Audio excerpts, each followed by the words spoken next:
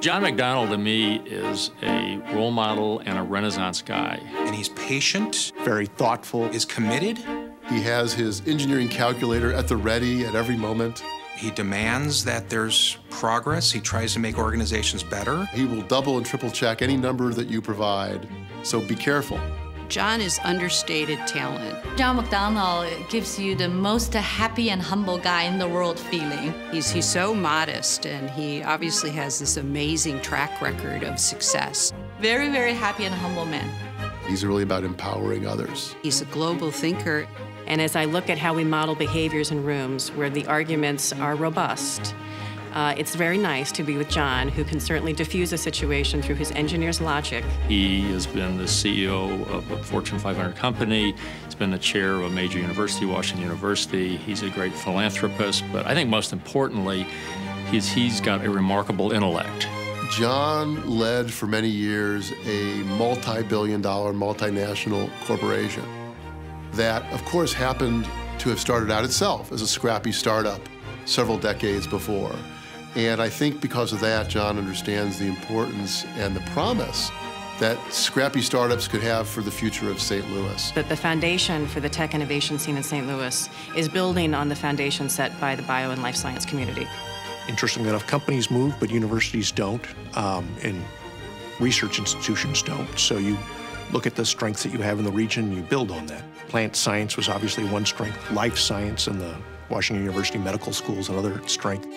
And he's been working systematically at building an intellectual infrastructure to help build the next generation of companies in St. Louis. When we're all moving so fast to accomplish so much, and there's not a playbook for a lot of what we're doing. Decisions have to be made, people have to execute, people have to be held accountable, but we also have to have a tolerance for risk. And John has that tolerance for risk, but he has the training of a very logical engineer, so his approach is measured. John has been passionate about research and making society better.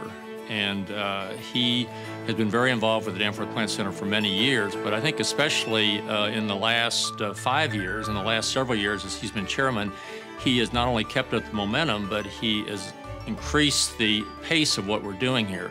These characteristics are also important to the Danforth Center. It instills a sense of purpose in our own young scientists, both the ones that are here from St. Louis, from America, and also those that we bring in from around the world. He has a worldview. He's a world traveler. He's seen how people live in different places. He's seen their successes. He's seen their challenges, and he understands that there are millions and millions of people who could benefit from the work of the Danforth Center. We can't just always focus internally. We have to understand that we are all part of one world and that everything in this world is interconnected. John's support of us and his understanding of our global role enables us to address these problems. It's especially important because those kind of operations are the most difficult to fund. You need a partner to walk with you in that long walk to change the villagers' lives, and John and his family get it. Part of translating research results to the field is also training farmers from Africa, training young scientists from Africa how to work in these modern methods. It's something that John really has an appreciation for that's reflected in the McDonnell Scholars International Scholars Program at Washington University. Bring scientists, talented young scientists from around the world to St. Louis to learn. The program was to nurture global leaders because with his career background and he's traveling all over the world, he said we could really do something about it. They said, we see you guys as global leaders. And believe it or not, the world is getting globalized and it's nothing gonna all coming from one country and the one background. It's actually amazing. I believe the program transformed every single scholar who went through it. These are strategies that we all have to embrace to ensure that we have an equitable environment for talent.